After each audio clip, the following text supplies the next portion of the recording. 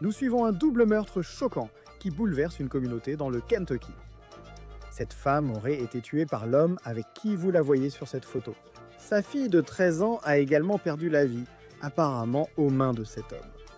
Une mère et sa fille ont été retrouvées mortes à l'intérieur de leur domicile après que la mère ne se soit pas présentée au travail. Le suspect en garde à vue a été retrouvé plusieurs heures plus tard à l'hôpital.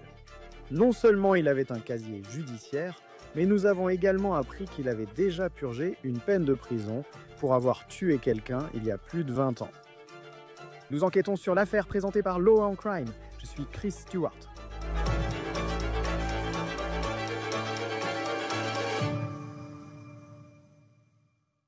Si le suspect dans cette histoire est coupable de ce dont on l'accuse, il est le parfait loup déguisé en agneau. Le genre de personne qui voulait vous faire croire que le mal dans sa vie était derrière lui, qu'il avait changé pour le mieux, qu'il avait une influence positive sur les gens autour de lui. Apparemment, cela ne pourrait pas être plus éloigné de la vérité. Il s'appelle Joshua Cottrell. Le voici avec la femme qu'il aurait tuée à Moorhead, Kentucky, la semaine dernière, Kayla Blake. Elle avait 37 ans et Cottrell sortait apparemment avec Kayla. En fait, il a déclaré l'aimer sur les réseaux sociaux. Kayla avait une fille, Kennedy McCracken. Voici leurs photos. Kennedy n'avait que 13 ans, elle adorait le softball. Kennedy et sa mère paraissaient aimantes et sincères. Voici une vidéo de Kayla publiée sur Facebook. Beaucoup rendent hommage à toutes deux aujourd'hui sur les réseaux sociaux. Et quand on regarde des photos d'elles deux, on se demande qui voudrait faire du mal à ces personnes. Beaucoup dans le comté de Rowan, au Kentucky, se demandent cela après les événements du vendredi 19 septembre devant la maison de Kayla. Le véhicule du coroner local était garé à l'extérieur. La police d'État du Kentucky s'est rendue chez Kayla vers 10 heures pour un contrôle de bien-être, car elle n'était pas allée travailler. Infirmière diplômée, elle travaillait dans un centre d'aide aux personnes dépendantes. Dans la maison, les enquêteurs ont trouvé Kayla et Kennedy, 13 ans mortes. Lors de l'enregistrement, la cause du décès reste inconnue, mais le coroner du comté de Rowan a indiqué avoir trouvé 2 personnes décédées dans la maison. Un absent sur les lieux était le petit ami de Kayla, Joshua Cottrell, avec qui elle posait sur de nombreuses photos sur les réseaux sociaux. Je voudrais parler de Joshua un instant. Nous devons vraiment examiner en profondeur son casier judiciaire choquant. Maintenant, il a clairement beaucoup de tatouages sur le visage, mais il a vraiment essayé de lutter publiquement contre toute impression négative que ces tatouages pourraient donner, même s'il avait un symbole d'anarchie tatoué sous la joue et ce qui semble être un 666 tatoué au-dessus de son œil gauche. Mais on peut voir que c'était quelqu'un qui publiait des versets bibliques. Il portait une croix. Il essayait de vous faire croire que tout cela était derrière lui. Et c'était aussi quelqu'un qui parlait aux gens du cheminement qu'il disait suivre. Juste un petit mot sur moi. J'ai grandi dans un mauvais foyer, donc je n'étais pas l'idéal. Ce n'était pas le pire non plus. C'était très abusif. Je n'aime pas vraiment en parler.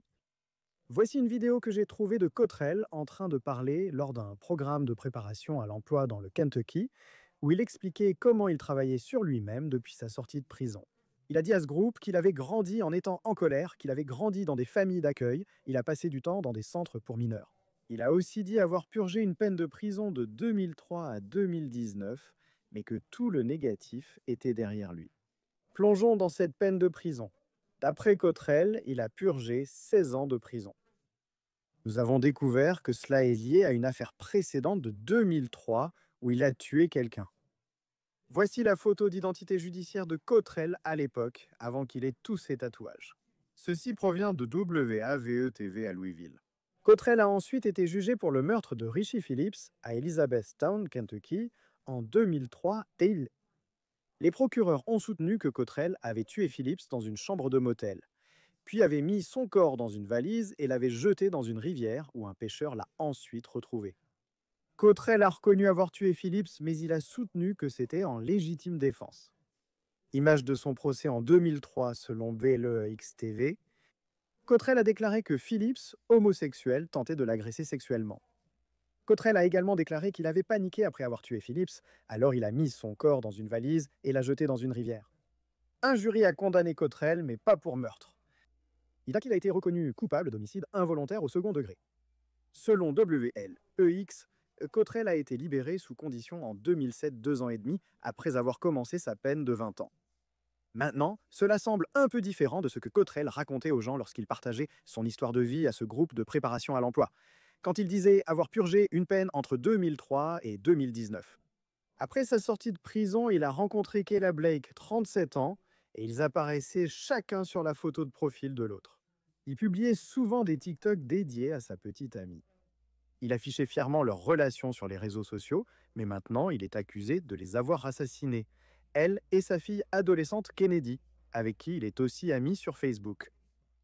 Quelques heures après que la police a découvert les corps de Kayla et Kennedy dans cette maison, ils ont réussi à retrouver Joshua Cottrell, mais il se trouvait à plus de 4 heures de route dans un hôpital de la région de Paducah, dans le Kentucky, qui se situe à l'extrême ouest de l'État. On ignore quelles blessures le Cottrell avait, mais après avoir quitté l'hôpital où il avait reçu des soins, la police d'État du Kentucky l'a arrêté et inculpé de 2 chefs de meurtre et d'un chef de falsification de preuves matérielles. Il reste d'importantes questions à élucider dans cette affaire, notamment la cause du décès de Kayla et Kennedy, ainsi que les preuves que les forces de l'ordre possèdent et qui relient spécifiquement Cottrell à leur meurtre. Rejoignez-nous maintenant pour en parler davantage. Voici le colonel Alex Payne du bureau du shérif du comté de Bullock dans le Kentucky. Ce n'est pas votre affaire, mais j'apprécie votre avis. C'est une histoire choquante et triste. D'après ce que vous avez lu jusqu'à présent, qu'est-ce qui vous frappe le plus concernant ce suspect et ce que nous apprenons sur lui? Mon gars, tu connais le vieux dicton. Une image vaut 1000 mots. Tu as vu ce type? Oh mon Dieu, je veux dire, tu vois son visage. C'est juste... Ouais, je veux dire, tu sais, complètement tatoué. Je veux dire, du front jusqu'aux pieds, probablement. Et je veux dire, si tu cherchais le mot, tu sais, criminel dans le dictionnaire, tu verrais probablement cette même photo, tu sais, juste à côté de ce mot.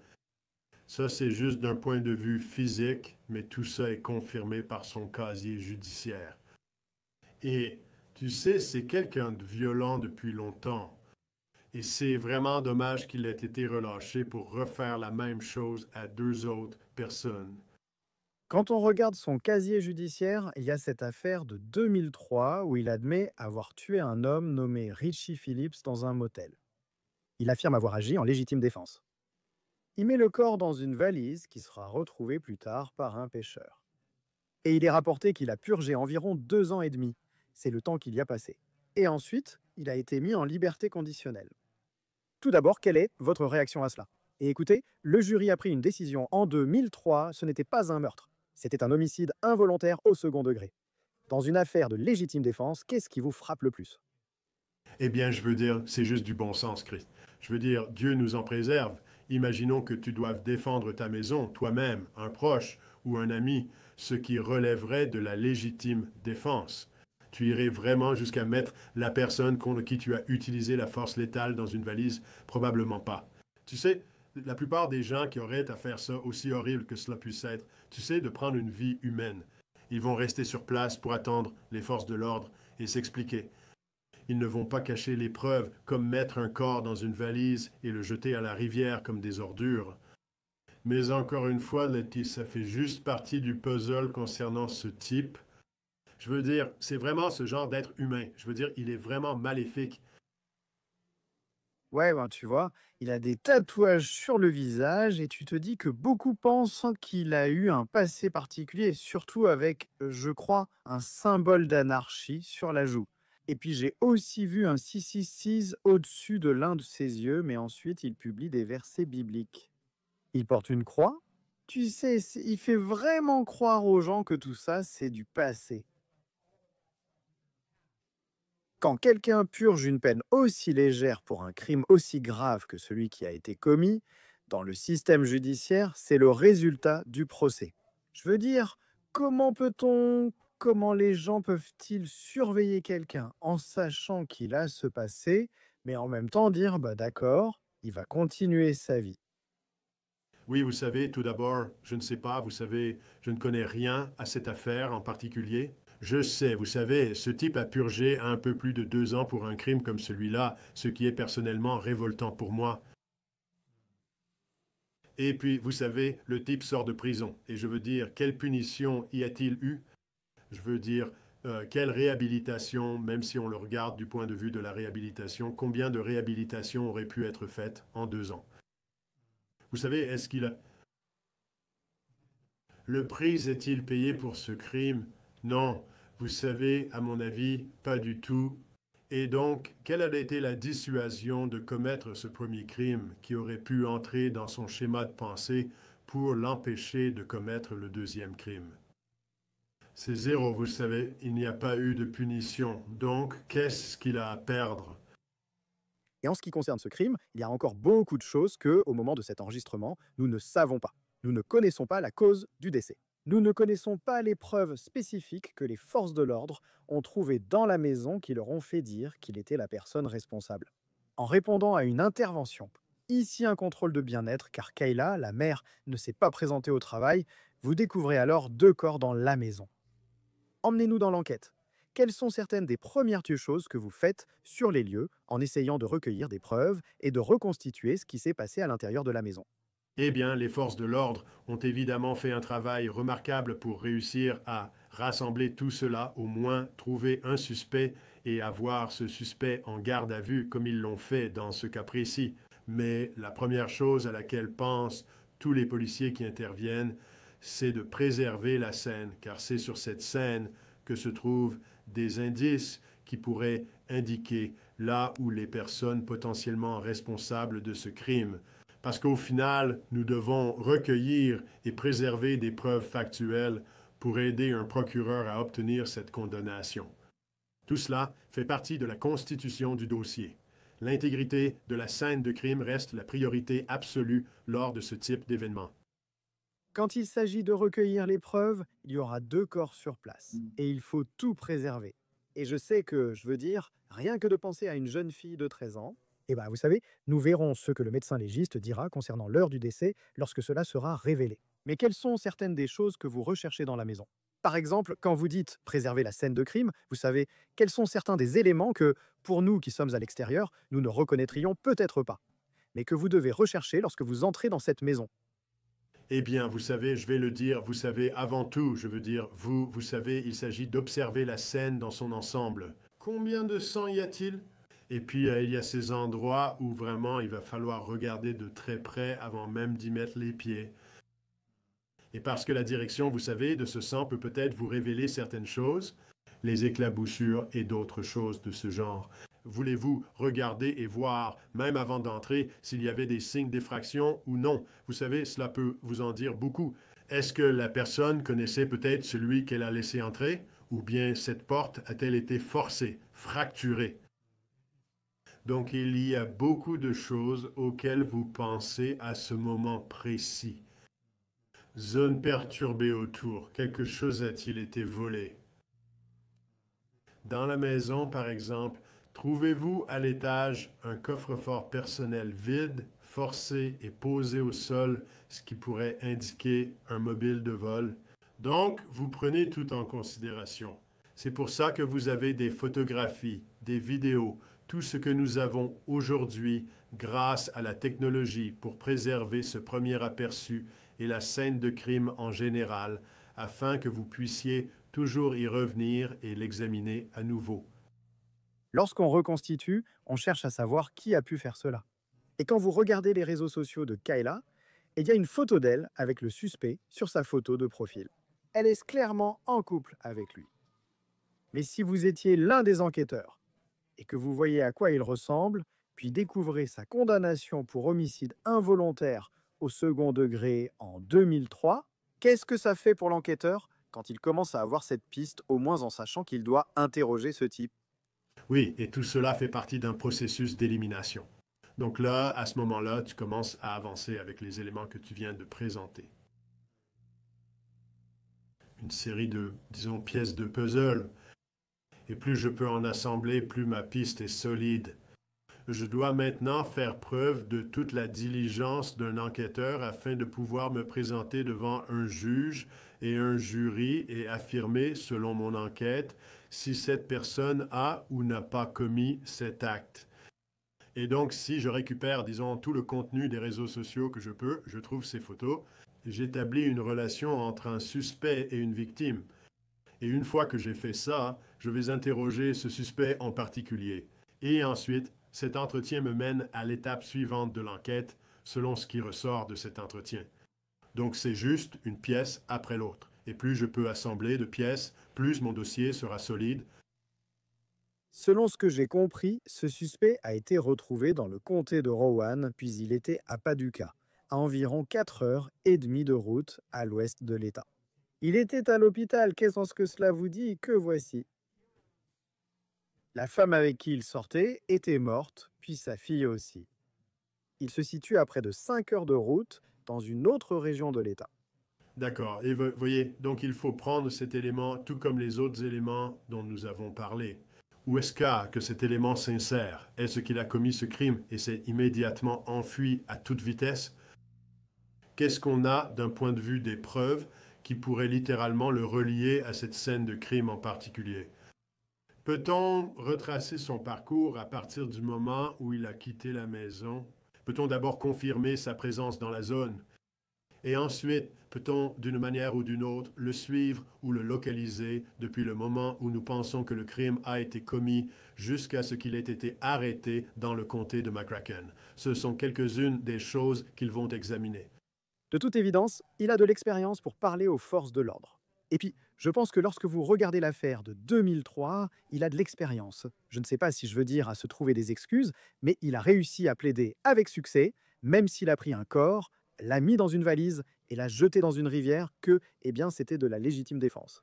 Je n'ai rien fait, j'étais la victime et je me défendais seulement. Qu'est-ce que ça fait d'interroger s'ils vont même pouvoir l'interroger?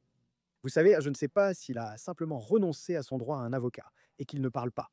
Mais quand vous entrez dans cet entretien, en sachant qu'il fait partie de ces personnes qui peuvent être très éloquentes et essayer d'arranger les choses comme il l'a déjà fait par le passé. Oui, mais cela dépend surtout de la solidité de ce à quoi votre enquête vous a mené alors. Vous savez, certaines choses que vous pourriez divulguer, d'autres que vous ne divulguerez pas, et certaines que vous allez simplement aborder en tournant un peu autour du sujet, vous voyez, en restant en surface. Il y a un art là-dedans, croyez-moi, et il y a des gens qui sont vraiment, vraiment doués dans mon domaine pour faire ça et obtenir certaines réactions de la part de ces individus. Mais encore une fois, à la fin, les preuves resteront les preuves. Et c'est comme s'il avait laissé des preuves acides désoxyribonucléiques sur cette scène. Si des mandats de perquisition sont obtenus, on prélèvera l'acide désoxyribonucléique du suspect et on verra si ça correspond. Pour moi, ça, vous savez, c'est beaucoup, beaucoup plus solide que ce que peut dire un ancien criminel meurtrier condamné parce que bien souvent, je ne peux vraiment pas croire un mot qui sort de la bouche de ce type. Actuellement, il est encore à la prison du comté de McCracken et sera transféré dans le comté de Rowan à 4 heures et demie de route où le crime s'est produit. Je pense que des adjoints du shérif viendront le chercher et le ramèneront dans le comté où il sera inculpé. Oui, Comment se passe ce trajet quand on a quelqu'un accusé de ce crime, que l'enquête est toujours en cours et qu'on est dans la voiture avec lui pendant 4 heures et demie? Quelle est la stratégie avant de monter dans cette voiture? Et est-ce que tu commences à leur parler? Comment ça se passe? non, tu ne leur parles pas. Tu fais juste le minimum. Tu les emmènes du point A au point B et tu rends très, très, très clair que cette personne va obéir à chaque instruction donnée par l'officier ou le shérif pendant le trajet. Et donc, ton seul travail à ce moment-là, c'est de transporter cette personne d'un établissement pénitentiaire à un autre pour la suite de la procédure judiciaire. Et c'est là-dessus que tu vas te concentrer. Il n'y aura pas de plaisanterie, il n'y aura pas de discussion. Et ce sera, espérons-le, juste un trajet calme et sécurisé. Concernant le Kentucky, je pense que chaque État a des similitudes dans le processus criminel. Mais une fois qu'il sera ramené à Moorhead, Kentucky, là où ce crime a eu lieu, que se passe-t-il ensuite? Une fois qu'il sera ramené, ils fixeront une date d'audience et il passera par le système judiciaire comme tout le monde a le droit de le faire. Donc il y aura des dates qui seront fixées Et ils le feront soit par visioconférence, comme nous le faisons maintenant, soit il viendra réellement dans une salle d'audience devant un juge. Et à un moment donné, ils décideront si cette affaire ira jusqu'à un procès ou s'il y aura une sorte d'accord de plaidoyer où tout cela s'éclaircira au fur et à mesure que la procédure avancera. Et encore une fois, nous attendons toujours la cause du décès et cela donnera beaucoup d'informations sur ce qui s'est passé. En général, lorsqu'il s'agit d'autopsie, je veux dire, combien de temps cela prend-il, s'il est évident de savoir comment quelqu'un est mort, pour le déterminer? Ici, dans le Kentucky, nous avons des gens, les médecins légistes font un travail remarquable en aidant les forces de l'ordre, les affaires policières, grâce à leur expertise. Et généralement, une fois qu'ils arrivent à une conclusion, cette information nous est disponible assez rapidement une fois que l'autopsie a eu lieu. Et puis, en ce qui concerne le calendrier, et je sais que nous en sommes encore aux premières étapes de tout cela, mais s'il y avait un procès, s'il plaide non coupable, s'il dit je ne l'ai pas fait, et essaie d'aller jusqu'au bout du système judiciaire, quel est généralement le délai entre l'arrestation et la condamnation dans le Kentucky? Cela varie, vous savez, d'un endroit à l'autre. Et dans les comtés plus ruraux, ce processus, la plupart du temps, est généralement beaucoup plus rapide que dans les grandes zones urbaines comme Louisville ou Lexington. C'est juste une question de charge de travail. Vous savez, tout dépend de la charge de travail et des ressources que le parquet peut consacrer à l'affaire. Et si vous pouvez, je veux dire, je sais que cela s'est passé dans le comté de Rowan à Moorhead, Kentucky. Cette histoire semble vraiment toucher l'âme des gens de cette communauté qui connaissaient un de ses victimes. Que pouvez-vous nous dire sur cette région de l'État? C'est une belle région de l'État. Le comté de Brown et Moorhead, il y a des gens formidables dans cette partie du Kentucky. Et j'ai une pensée pour tous ceux qui ont été touchés, qui ont été affectés par cette horrible tragédie. C'est vraiment dur de voir quelque chose comme ça arriver à des voisins, surtout à une femme et ensuite à une jeune fille. Encore une fois, c'est juste la preuve qu'il y a du mal dans le monde et qui peut se cacher n'importe où. Non, c'est juste. Tragédie décrit bien cela. C'est une histoire très difficile. En direct du Kentucky, le colonel Alex Payne du bureau du shérif du comté de Bullock. Merci d'être avec nous sur Law and Crime.